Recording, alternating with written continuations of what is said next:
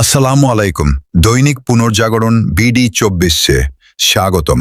কুড়িগ্রামে কৃষক সমাবেশ, কফিলুর রহমান, বিভাগীয় প্রধান, রংপুর।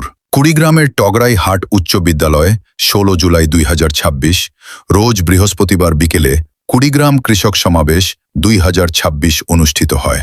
দেশ গড়তে জুলাই জাগরণ কর্মসূচির অংশ হিসাবে মজলুম জননেতা মাওলানা আব্দুল হামিদ খান ভাসানীর স্মৃতি বিজড়িত হিসাবে কুড়িগ্রামে কৃষক সমাবেশের আয়োজন করা হয়েছে।